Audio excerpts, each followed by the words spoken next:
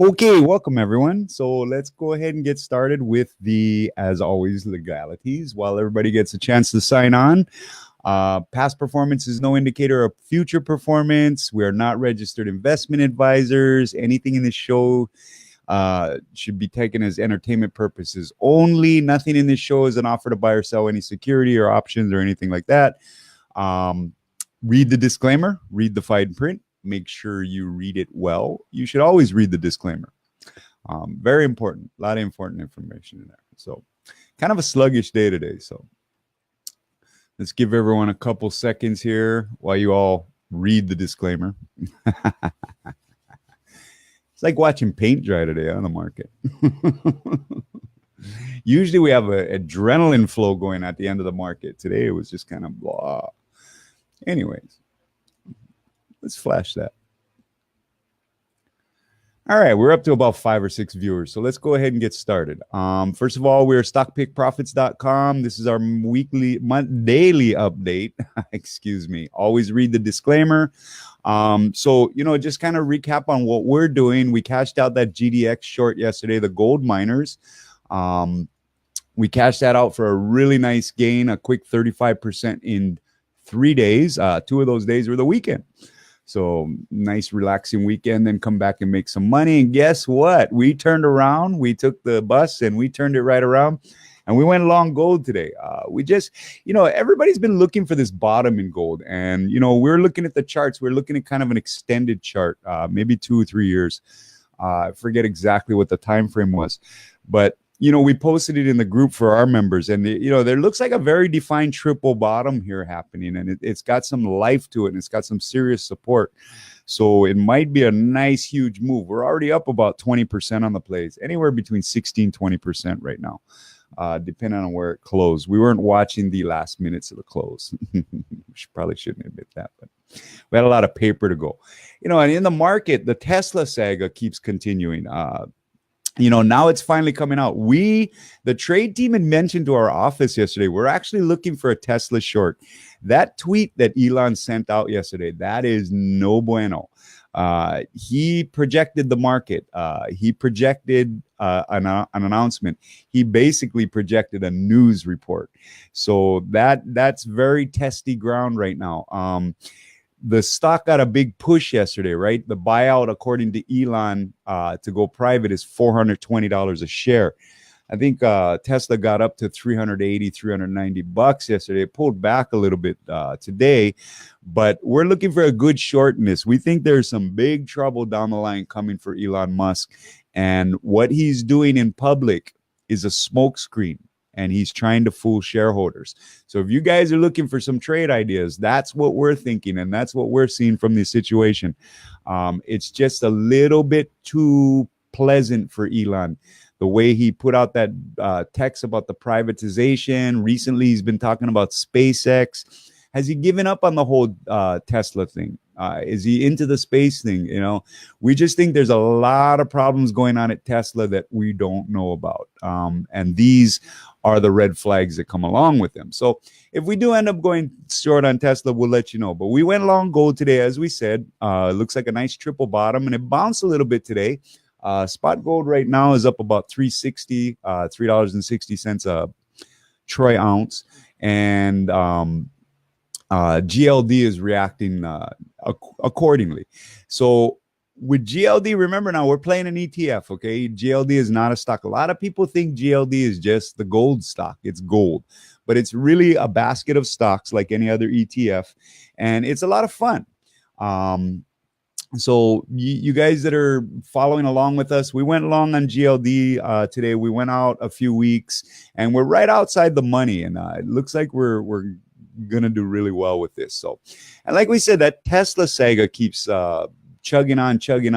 And you can see the markets today. It was pretty flat today. The Dow was down about 46 points, 45 points. S&P was right at break even, 0.75. The NASDAQ had another green day, just barely, but that gives it its biggest winning streak since March. So the tech stocks, of all the crap they've been taking, right? The tech stocks are still chugging along. So, we heard so much talk last week, CNBC, all the big rags and stuff like that, right? Guess what? The end of the FANG. Got to find a different trade. There's even a situation coming up here now where there's going to be a redistribution on the ETFs. And we'll talk a little bit more about that on Friday when we get closer to it. But they're actually forming an ETF just with Google and Apple and a couple other stocks. So they don't give that super overweight to the indexes. So we'll see how that turns out. You know, is it a good time to buy tech? Is it? We think it's a wait and see time right now. It's still at those all-time highs, and it looks like it might be running out of a little steam, but you never know, right? Today could just be a pause day, and it really felt like a pause day. You know, it started out pretty flat, and it just kind of stayed flat all day. So reading the emotions of the market, you know, is just kind of maybe it's just taking a quick break to make another move. You know, we still haven't got that all-time high on the S&P. And there's still levels that we'd like to see on the Dow going forward. So we'll see how that plays out. You know, and then NASDAQ, like we said, just keeps on chugging, you know. So all you tech players, congratulations, man. You guys just weathered a big storm. Everybody and their brother were telling you were wrong, but you were right. You stuck to your guns. Congratulations to all of you. That's the way to do it. So the other thing in the market today was the trade war rhetoric, right? We had a little bit come from China today. They're talking about some tariffs on oil and some tech information and things like that. Hey, you know, it wasn't a big number, but it was enough to give the market a little bit of a shock. But the market is kind of immune to this now, right? It's developed a Teflon skin to this trade war rhetoric. And really the market is probably thinking what we're thinking, you know. You've got the beginnings of a discussion, which were a few months ago, right? When Donald Trump started taking on the trade problem, the surplus and the deficit problem. And from there, you got all this rhetoric back and forth, right? Trump stomping the table saying he's going to put tariffs on this and that. The Chinese coming back and say, well, we'll do this and we'll do that. Back and forth, back and forth. Somewhere between now, there's an end game. And we think the end game's good for the economy. And we think the end game's going to be something positive for Donald Trump and his agenda, you know. And that's kind of important right now, right? We had an election yesterday where the Republicans squeezed out a victory. Now, you know, that's a glass half full, glass half empty kind of thing. If you read the news sites that lean liberal, like your CNNs, your MSNBC and stuff, they're talking about it was a great sign, even though they didn't pull it out, that they're able to challenge a Trump person or a Republican in a Trump district. Now, the other side of that coin is if you read the conservative news and stuff, what they're saying is, look, it's just a small midterm. Most of us didn't even show up. You know what I mean? We just sent enough to win. We'll see you in November when we bring out the real troops. So what's your take on it? You know, what do you think is going to happen? It's going to be interesting in November, right? I mean, we're just getting started. Now these primaries are in the bag. We know who the candidates are for the big general in November. Let's see how it goes. You know, it should be a real fun 3 or 4 months here. With the back and forth and stuff. Now, as we say always, if you're a smart wealth builder, kind of step back from it. We all have our political affiliations. We all have our beliefs. We all have our what we'd like to see from the government and stuff. But we don't let it interfere with our wealth building, okay? So we cheer on America. We'd love to see that 5% GDP. We'd love to see interest rates go up a few more times so those banks kick in. We'd love to see jobs go even lower, the unemployment rate and stuff. And we'd like to see some money go into infrastructure, you know. But so far, we're pretty happy with the way things are going. As a wealth builder, that's the way it is.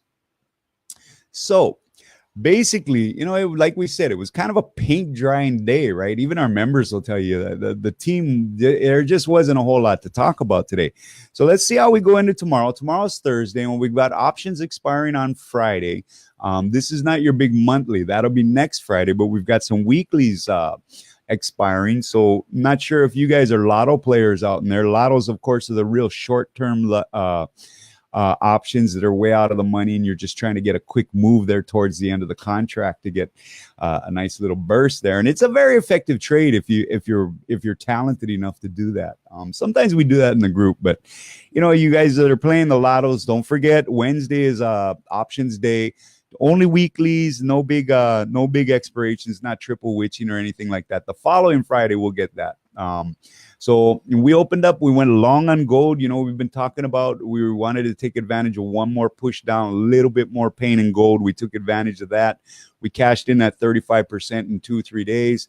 And now we're riding gold back up. We're already up about 16, 17, maybe 20% on the trade.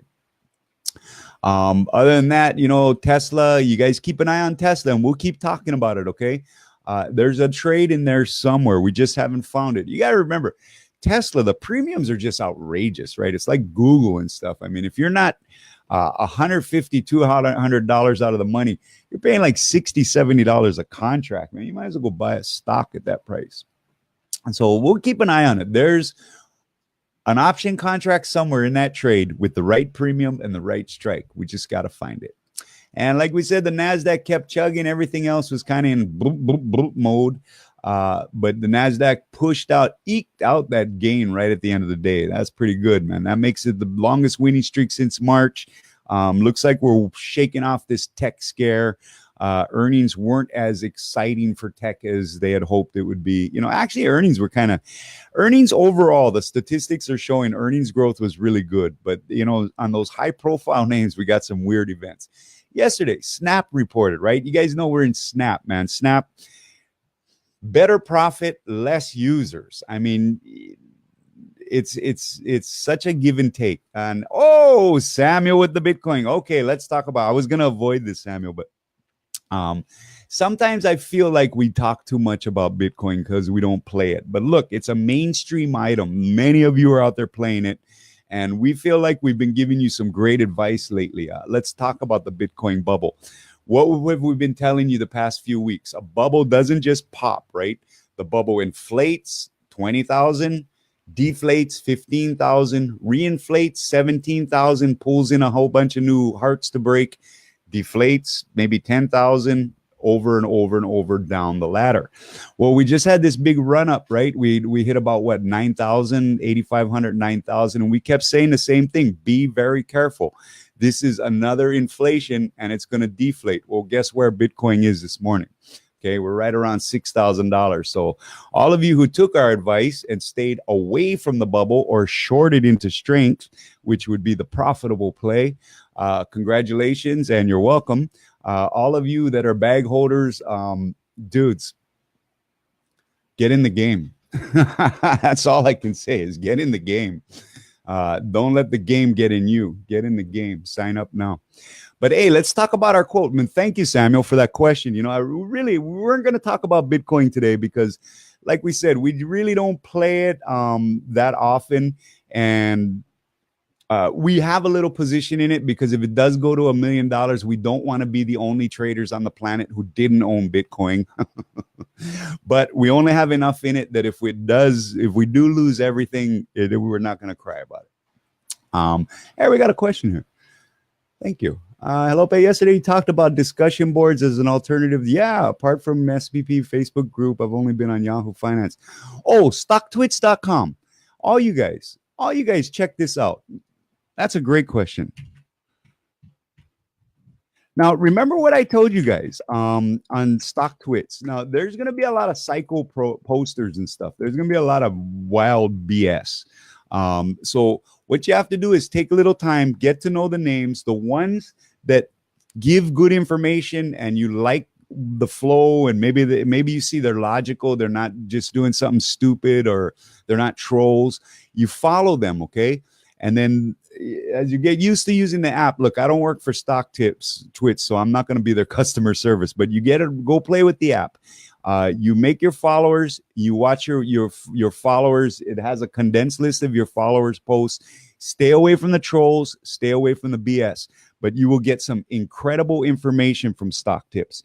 Don't ever buy and sell a stock based on what you read on StockTwits, okay? That's fool's gold. But definitely Definitely, yeah. And you're absolutely right. A lot of people, it's just they're hyping. There's paid bashers too. It's a real thing. There are companies or there are entities that will go and say buy a big short position in a stock, and then they'll take some money and they'll pay some marketing company to write a bad report about it, and they'll distribute that out on the internet. But another thing they'll do is they'll start paying these guys to go on message boards and post all these bad things. So be careful. Like I said, take the time to develop a little who you trust and who you think gives solid information. Don't be afraid to block the idiots, and you'll start to have a nice little list. But two rules: don't ever buy and sell a stock based on a recommendation on StockTwits, and don't participate in the bullshit. Okay, don't get even involved in that. Just block them and get out. Okay, that's the best advice I can give you for StockTwits. And look, you guys will find that many times one of the trading team has been sitting with their phone and something's posted on StockTwits by a legitimate good poster before we see it on CNBC, Fox, NBC, anybody. Okay, so it's a great place to get information. It's also a great place to talk stocks too, right? So go ahead and have fun. And yes, our service won 5 out of the last 6 trades. Absolutely. Thank you, Samuel. We try not to toot our own horns too much, but winning is winning. 5 out of the 6 trades we've hit, average 56% return. Bam. That's how you do it. And that brings us to let's do our quote of the day. We didn't have one yesterday, right? We were talking about the media and stuff, and that takes, you can talk for weeks about the media. There are some good media screw ups today. We're not going to get into that, but let's talk about our quote of the day, because really it's a good one.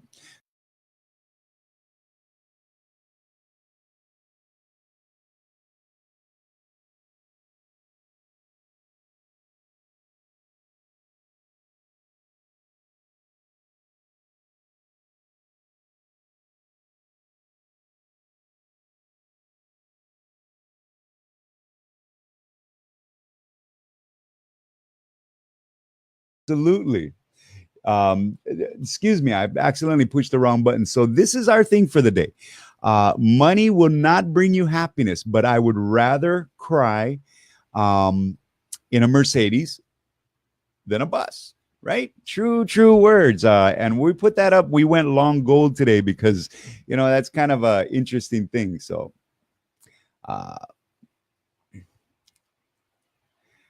there's no such thing as a strike not being available as the time of purchase. Any call we give is check on the board, Norris. Yeah, check on the board. I believe I know which question you're asking about, and it was responded to you. So, and the team also sent you a picture to go with it. So, anyways, so look, gang, let's call it a day. It's been a great show. It was kind of a paint drying day. Like we said, we went long gold today. We're still in the AINV. We're still short T.